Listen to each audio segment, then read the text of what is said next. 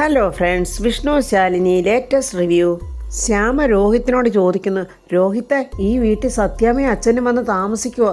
വരും, സത്യാമ്മ വരും എന്നിങ്ങനെ രോഹിത്ത് ശ്യാമയോട് പറയുമ്പോഴാണ് അപ്പോൾ കാറിലങ്ങോട്ട് ചീറിപ്പാഞ്ഞ് വരുവാണ് ഉപേന്ദ്രൻ അവിടെ വന്നിട്ട് ഡാ രോഹിത്തേ എന്നും പറഞ്ഞ് അലറുവാണ്. അകത്തുകാരി ഒളിച്ചിരിക്കാതെ ധൈര്യം ഉണ്ടെങ്കിൽ ഇറങ്ങി പുറത്തോട്ട് വാടാ. വീണ്ടും രോഹിത്തേ എന്ന് കടന്ന് വിളിച്ചു പോവുക. രോഹിത്ത് മനസ്സിൽ പറയാം, ഇവനൊന്നും ഒരു നടയ്ക്ക് പോകുന്ന ലക്ഷണമില്ല. രോഹിത്ത് അങ്ങോട്ട് ചെന്നിട്ട് ചോദിക്കുന്നു, എന്താ എടാ നീ എന്നെ ചതിച്ചു, നീ ഇപ്പം നല്ലവനുമായി. രോഹിത്ത് പറയാ, ഇവിടെ കിടന്ന് ഒച്ച വച്ച് നാട്ടുകാരെ കൂട്ടാനാണ് ഭാവമെങ്കിൽ അതൊന്നും കണ്ട് പേടിക്കുന്നവനല്ല ഈ രോഹിത്ത്. ഇനി മറ്റുള്ളവരെ കേൾപ്പിക്കാനായിട്ടാണ് ഇങ്ങനെ ഒച്ച വെക്കുന്നതെങ്കിലേ അതിലൊരു കാര്യമില്ല. ശ്യാമയും അത് കേട്ടോണ്ട് ഓടി വന്നോടെ നിൽക്കുവാണ്.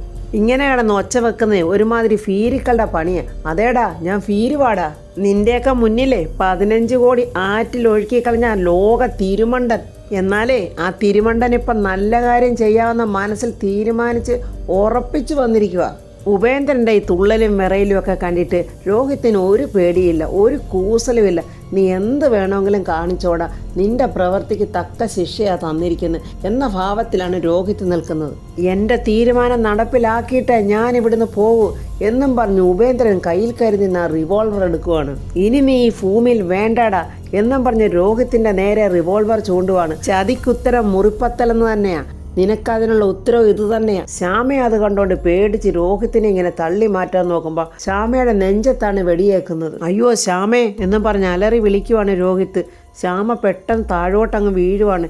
ഉന്നം പിഴച്ചുപോയി രോഹിത്തിനെ വെടിവെച്ചത് ശ്യാമയ്ക്കാണ് കൊണ്ടത്. ഉപേന്ദ്രൻ ആകെ ഭയന്ന് വിറച്ച് പെട്ടെന്ന് ഉപേന്ദ്രൻ കാറ് സ്റ്റാർട്ട് ചെയ്തോണ്ട് അങ്ങ് പോവുകയാണ്. ശ്യാമ രക്തത്തിൽ കുളിച്ച് കിടക്കുവാണ്. രോഹിത് ആകെ അന്തം വിട്ട് നിൽക്കുക, എന്ത് ചെയ്യണമെന്നറിയാതെ ശ്യാമയുടെ അടുത്ത് തന്നെ നിൽക്കുവാണ്. ഈ സമയം വിഷ്ണു ശാലിനിയെ കൊണ്ട് കളക്ടർ ഓഫീസിലോട്ട് പോയിക്കൊണ്ടിരിക്കുക. വിഷ്ണു ആ കാറിലെ മിററിൽ കൂടെ ശാലിനിയെ ഇടയ്ക്കിടയ്ക്ക് നോക്കി കാണുന്നുണ്ട്. നമ്മുടെ ശാലിനി ഓട്ടക്കണ്ണിട്ട് ഇതൊക്കെ കാണുന്നുണ്ട്. എന്നിട്ട് ചോദിക്കുന്നു, ഈ താൽക്കാലിക വേക്കൻസിയിൽ വന്നവർക്ക് വാഹനം ഓടിക്കുന്നതിന് പ്രത്യേക ലൈസൻസ് വല്ലതും ഉണ്ടോ? വിഷ്ണു ചോദിക്കുന്നു, അതെന്താ അങ്ങനെ ചോദിച്ചത്? സാധാരണ ഡ്രൈവർമാരെ മുന്നോട്ട് നോക്കിയാ വണ്ടി ഓടിക്കുന്നത്. വിഷ്ണു ഒരു ചെറിയ കുസൃതിയോടെ പറയുക, അതെ മേഡം ഉറങ്ങുവാണോന്ന് ഞാനത് ചെറുതായിട്ട് പാളി നോക്കിയതാ. ഇനി ഞാനത് ആവർത്തിക്കത്തില്ല കേട്ടോ. എന്നാലേ ആവർത്തിക്കാതിരുന്നാൽ നിങ്ങൾക്ക് കൊള്ളാം. ഒരു ചെറിയ പരിഭവത്തോടാണ് നമ്മുടെ ശാലിനി ചോദിക്കുന്നത്, ഇന്നും ഓട്ടോറിക്ഷ വീടാക്കാനുള്ള പരിപാടി തന്നെയാണോ? വിഷ്ണു പറയുന്നു, ഏയ് ഒരു ചെറിയ വീട് ഞാൻ നോക്കുന്നുണ്ട്. അങ്ങനെ മിണ്ടിയും പിണങ്ങിയും ഒക്കെ ശാലിനിയും വിഷ്ണുവും കളക്ടർ ഓഫീസിലെത്തി. വിഷ്ണു കാർ അങ്ങോട്ട് നിർത്തിയപ്പോഴേ പെട്ടെന്ന് ശാലിനി ഡോർ അങ്ങ് തുറന്ന് വിഷ്ണുവിനെ കൊണ്ട് തുറപ്പിക്കേണ്ടെന്ന് കരുതിയ. എന്നിട്ട് ഫയൽ എടുക്കാൻ നോക്കുമ്പോൾ അയ്യോ വേണ്ട, ഇതൊക്കെ എൻ്റെ പണിയാ, മേഡം അങ്ങോട്ട് പൊയ്ക്കോ എന്നും പറഞ്ഞ് ശാലിനിയെ പറഞ്ഞു വിടുന്നുണ്ട് വിഷ്ണു. അനു ഗുഡ് മോർണിംഗ് ഒക്കെ പറഞ്ഞിട്ട് ശാലിനിക്കൊരു മൈൻഡും ഇല്ല, ആകെ വിഷമത്തില്ല. വിഷ്ണു ആണെ കുറേ ഫയലൊക്കെ പൊക്കിയെടുത്തുകൊണ്ട് വരുന്ന നോക്കുമ്പോൾ അനുവിന് ചിരി വരുന്നു. പക്ഷെ അനു ചിരിക്കുന്നില്ല. വിഷ്ണു പറയുക, ഈ ഫയൽ നീങ്ങുന്നില്ലെന്ന് പറഞ്ഞാലേ സമ്മതിക്കരുത്, ഫയൽ താണ്ട കാറിലാണ് വരുന്നത്. വിഷ്ണുവിനപ്പോൾ കമലൻ്റെ ഫോൺ വരുന്നു. കമലൻ ചോദിക്കുന്നു, എന്താടാ വീട് ഓക്കെ ആയോ? ആശാനെ ഒരു വീട് പറഞ്ഞ് ഒപ്പിച്ചിട്ടുണ്ട്, ഒരു വീടിൻ്റെ പോർഷന്.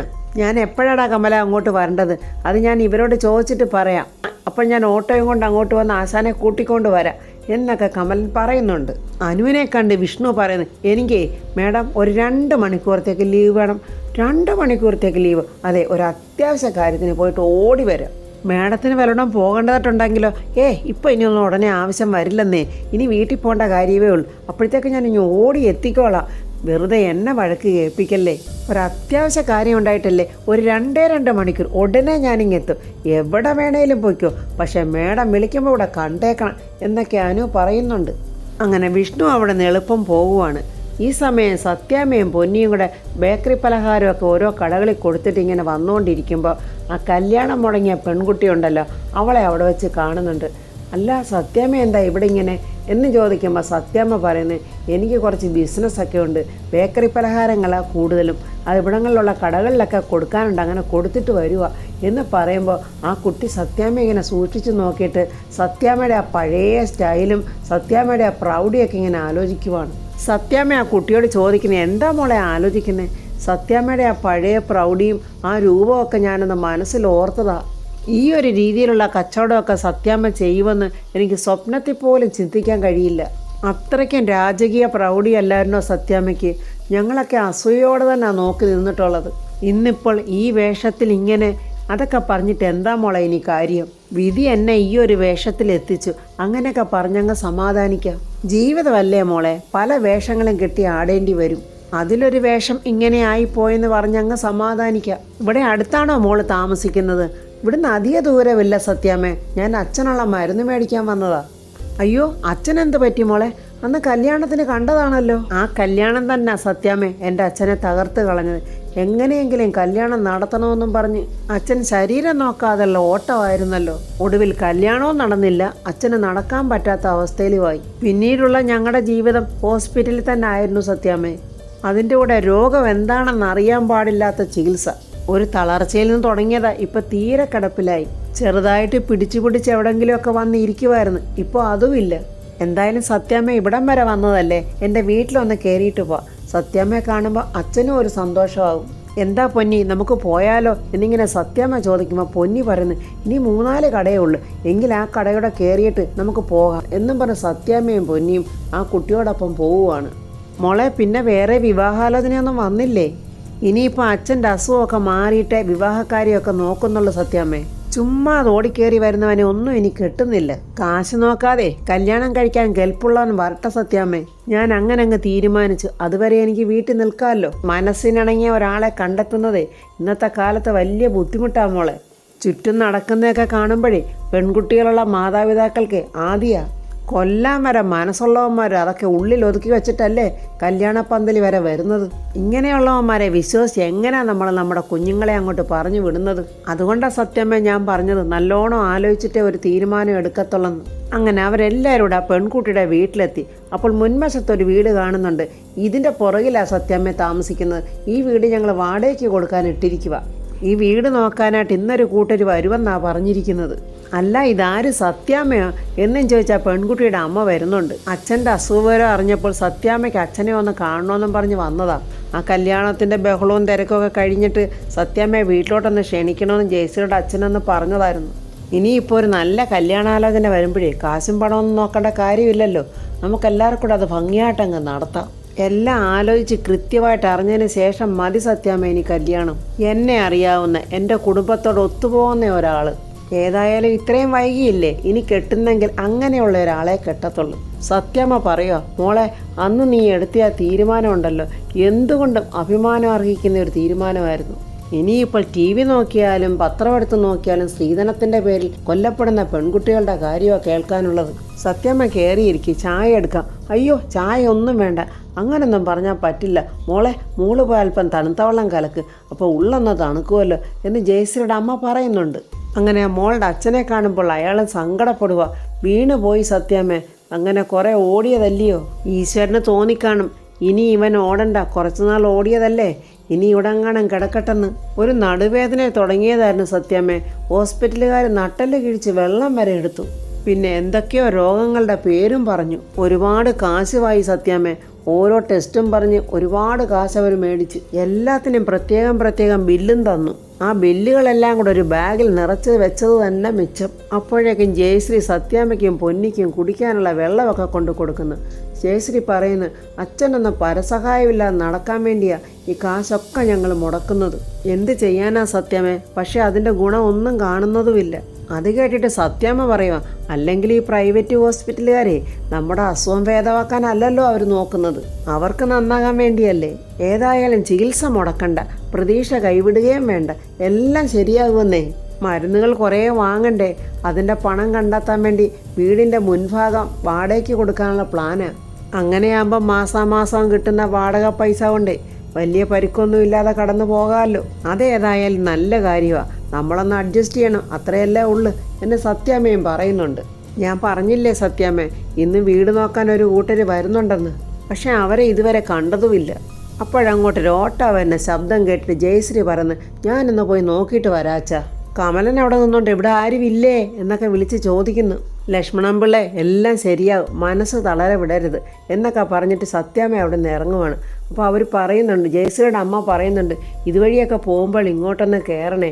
ഓ കയറാവല്ലോ എന്നും പറഞ്ഞ് സത്യാമ്മയും പൊന്നിയും കൂടെ പുറത്തോട്ട് ഇറങ്ങി വരുമ്പോൾ കമലൻ ജയശ്രീയോട് ചോദിക്കുന്നു, ഈ വീടിൻ്റെ അടിത്തറ ബെൽറ്റ് വാർത്തതാണോ അതോ കരിങ്കല്ലുകൊണ്ടാണോ ഉണ്ടാക്കിയേ? ആഹാ കൊള്ളാലോ, ഞങ്ങളെ വീട് വിൽപ്പനയ്ക്കല്ല വാടകയ്ക്കാന്നാ പറഞ്ഞത് എന്ന് ജയശ്രീയും പറയുന്നുണ്ട്. ആഹാ, എന്നാൽ ഞാൻ എൻ്റെ ആശാനെ വിളിക്കട്ടെ എന്നും പറഞ്ഞ് വിഷ്ണുവിനെ വിളിക്കുമ്പോൾ വിഷ്ണു നോക്കുമ്പോൾ ജയശ്രീ സത്യാമ്മ വാതക്കലോട്ട് ഇറങ്ങി വരുമ്പോൾ കാണുന്നത് വിഷ്ണുവിനെയും കമലനെയാണ്. കമലൻ പേടിച്ചിട്ട് പറയുന്നു, അയ്യോ സത്യാമ്മ. വിഷ്ണുവിനെ ഒന്ന് തറപ്പിച്ച് നോക്കിയിട്ട് സത്യാമ്മ ജയശ്രീയോട് പറയുന്നു, ഇതാണോ നിങ്ങളുടെ പുതിയ വാടകക്കാരൻ? വാടകയും അഡ്വാൻസൊക്കെ കൃത്യമായിട്ട് മേടിച്ചോണം. ഓട്ടമൊക്കെ വളരെ കുറവുള്ള സമയമാണ്. താമസം തുടങ്ങിക്കഴിഞ്ഞാലേ പിന്നെ ഉടനെയൊന്നും ഇറക്കി വിടാൻ പറ്റത്തില്ലല്ലോ. പിന്നെ ഇതിനു മുമ്പ് എവിടെയൊക്കെ താമസിച്ചിട്ടുണ്ട് എന്നൂടെ ചോദിച്ചോണം. അവിടെ ഇനി വാടക കുടിശ്ശിക വരുത്തിയിട്ട് ഇറക്കി വിട്ടതാണോന്നൊന്നും നമുക്കറിയത്തില്ലല്ലോ. വിഷ്ണുവിൻ്റെ അടുത്തോട്ട് സത്യാമ്മ വന്നിട്ട് പറയുക, ഇവൻ ഒരു നടക്കെങ്ങും പോകുന്ന ലക്ഷണമില്ല, നശിക്കാനായിട്ട് ഇറങ്ങി പുറപ്പെട്ടാൽ പിന്നെ അങ്ങനെയല്ല വരുത്തുള്ളൂ എന്നൊക്കെ വിഷ്ണുവിനെ പറഞ്ഞിട്ട് സത്യാമ്മ പൊന്നിയെ വിളിച്ചോണ്ടങ്ങ് പോവുകയാണ്. ജയശ്രീ കമലിനോട് ചൂടാകുക, എടോ വിഷ്ണുവേട്ടന് വേണ്ടി ആ വീട് നോക്കാൻ വരുന്നേ, തനിക്കൊരു വാക്ക് എന്നോട് പറയാൻ വയ്യായിരുന്നോടൂ. അതിന് നിങ്ങൾ തമ്മിലേ ഇങ്ങനൊരു പരിചയം ഉണ്ടെന്ന് എനിക്കറിയണ്ടേ? അല്ല സത്യാമ്മ എങ്ങനെ ഇവിടെ എത്തി? എൻ്റെ ദൈവമേ, എല്ലാ കോടാരികളും വന്ന് കയറുന്നത് എൻ്റെ പടലിക്കാണല്ലോ. കമലിനങ്ങനെ പറയുമ്പോൾ ജയശ്രീ പറയാം, അതെ സത്യാമ്മ ഞാൻ വിളിച്ചോണ്ട് വന്നതാ.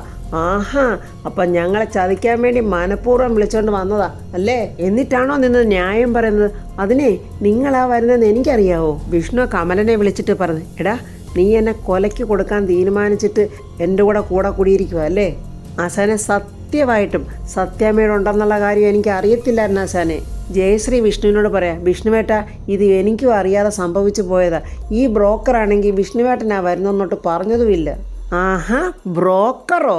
ആ, വാടകക്കാരെ കൊണ്ടുവരുന്നവരെ ഞങ്ങൾ സാധാരണ ബ്രോക്കർ എന്നാണ് വിളിക്കാറുള്ളത്. വാടകക്കാരാരാ വരുന്നതെന്നുള്ള കൃത്യമായ വിവരം തരേണ്ടത് ബ്രോക്കർമാരാണ്. ആ ഒരു ഉത്തരവാദിത്വമോ മര്യാദയോ നിങ്ങൾ കാണിച്ചിട്ടില്ല. ഇനി ഇതെങ്ങാനും നടന്നാൽ ബ്രോക്കർ ഫീസും ചോദിച്ചുകൊണ്ട് എൻ്റെ മുന്നിലോട്ട് വന്നാലാ ഈ ജയശ്രീ ആരാണെന്ന് അറിയാൻ പോകുന്നത്. ഇതാണ്ട കൊച്ചെ, എൻ്റെ ആശാൻ്റെ ക്ലോസ് ഫ്രണ്ട് ആയതുകൊണ്ടാണ് ഞാൻ ഈ പരിപാടിക്ക് ഇറങ്ങിയത്. അല്ലെങ്കിൽ പിന്നെ എന്നെ ഈ പരിപാടിക്കൊന്നും കിട്ടത്തില്ല, മനസ്സിലായോ? ഓ, അല്ലെങ്കിൽ പിന്നെ ഇയാൾക്ക് മജിസ്ട്രേറ്റിൻ്റെ പണിയല്ലയോ? കമലം പറയുക, നിന്ന് പുറൂർക്കാതെ എന്തെങ്കിലും പറയാനുണ്ടെങ്കിലേ ദാണ്ട എൻ്റെ മുഖത്ത് നോക്കി പറയണം. ഈ മുഖത്ത് നോക്കി എന്തോന്ന് പറയാൻ? എനിക്ക് പറയാനുള്ളത് വിഷ്ണുവേട്ടനോടാ. വിഷ്ണുവേട്ടൻ ഈ വീട് ഇഷ്ടമായെങ്കിലേ നമുക്ക് കാര്യങ്ങൾ പറഞ്ഞുറപ്പിക്കാം. അത് കേട്ടിട്ട് നമ്മുടെ കമലം പറയാം, അതെന്ത് പണിയാ? കാര്യങ്ങളൊക്കെ ഇവിടം വരെ കൊണ്ടെത്തിച്ചത് ഞാനാ. എന്നിട്ടിപ്പോൾ കച്ചവടം നിങ്ങൾ തമ്മിൽ നേരിട്ടങ്ങായോ? ജയശ്രീ പറയാം, അല്ല നിങ്ങളല്ലേ പറഞ്ഞ നിങ്ങൾ ബ്രോക്കറല്ലെന്ന്, പിന്നെന്തിനാ നിങ്ങളോട് കാര്യങ്ങൾ സംസാരിക്കുന്നത്? ആശാനെ, നമുക്ക് ഈ വീട് വേണ്ട, നമുക്ക് വേറെ നല്ല വീട് നോക്കാം. ഈ വീടൊന്നും നമുക്ക് പറ്റിയതല്ല. വാ ആശാനെ, കയറ്, വണ്ടി കയറ്. എടാ കമല, എനിക്ക് ഈ വീട് അങ്ങ് ഇഷ്ടപ്പെട്ടു. പിന്നാണെങ്കിലേ നമുക്കറിയാവുന്ന ആൾക്കാരല്ലേ, അതുകൊണ്ട് ഈ വീട് തന്നെ മതി. ഒന്നുമില്ലെങ്കിലും മിണ്ടിയും പറഞ്ഞൊക്കെ ഇരിക്കാൻ തൊട്ടടുത്ത ആളുണ്ടല്ലോടാ കമല. ആശാനെ വേണ്ട, സംസാരിക്കാൻ പറ്റിയ നല്ല കുടുംബക്കാരേ അല്ലത്. എനിക്ക് ഈ വീട് തീരെ ഇഷ്ടപ്പെട്ടില്ല. അതിന് ബ്രോക്കർ എന്തിനാ ഇഷ്ടപ്പെടുന്നത്? താമസിക്കാൻ വരുന്നവർ ഇഷ്ടപ്പെട്ടാൽ പോരെ? വേണ്ട കൊച്ചെ, ഈ ബ്രോക്കറിനൊന്നും എന്നെ വിളിച്ചേക്കരുത്. എനിക്കൊരു പേരുണ്ട്, കമലൻ. അയ്യേ, ഇതെന്തോന്ന് പേര്? ആശാനെ, ആശാൻ വരുന്നുണ്ടോ? ഇതൊന്നും ശരിയാവില്ല ആശാനെ. എടാ കമല, നീ ഒന്ന് പിടയ്ക്കാതെ നിൽക്കടാ. വിഷ്ണു പെട്ടെന്ന് കമലൻ്റെ കൈ ഇങ്ങോട്ട് പിടിച്ചിട്ട് ആ വിരലയിലൊക്കെ ഒന്ന് നൈസായിട്ട് തൊട്ടിട്ട് ചോദിക്കുന്നു, എത്ര നാളായടാ ഈ പരിപാടി തുടങ്ങിയിട്ട്? എന്തോ ആശാനെ? എടാ എന്തു പണിയായിരിക്കും? വിഷ്ണു ജയശ്രീയും കമലനെയും അങ്ങനെ മാറി മാറി നോക്കുന്നു. അത് കണ്ടോണ്ട് കമലൻ പറയുന്നു, ആശാൻ എന്തോ മനസ്സിൽ വെച്ചോണ്ടാണല്ലോ സംസാരിക്കുന്നത്. അതൊക്കെ ഞാൻ പയ്യെ പറയാം. അങ്ങനെ നമ്മുടെ വിഷ്ണു ജയശ്രീയോട് പറയുന്നു, കൊച്ചെ എനിക്ക് ഈ വീട് ഓക്കെയാ. അപ്പോൾ ഫ്രണ്ട്സ്, വിഷ്ണു ഒന്നും കാണാതെ അങ്ങനെ പറയില്ല. കമലനെയും ജയശ്രീയെയും കൂട്ടിച്ചേർക്കാനുള്ള പരിപാടിയാണെന്ന് തോന്നുന്നു. എന്തുകൊണ്ടും രണ്ടുപേർക്കും പറ്റിയ ഒരു ബന്ധമാണത്. ജയശ്രീയുടെയും ജയശ്രീയുടെ അച്ഛൻ്റെയും അമ്മയുടെയും ഒക്കെ അവസ്ഥ വെച്ച് നോക്കുമ്പോൾ കമലിനെ പോലൊരു മരുമോനെ കിട്ടുന്നവർക്ക് എന്തുകൊണ്ടും നല്ലതാണ്. അപ്പോൾ അതിനെക്കുറിച്ചുള്ള റിവ്യൂമായി നമുക്ക് നാളെ കാണാം. എൻ്റെ ഈ റിവ്യൂ ഇഷ്ടപ്പെട്ടാൽ ലൈക്കും കമൻസും, സബ്സ്ക്രൈബ് ചെയ്യാത്തവർ സബ്സ്ക്രൈബ് ചെയ്യണേ.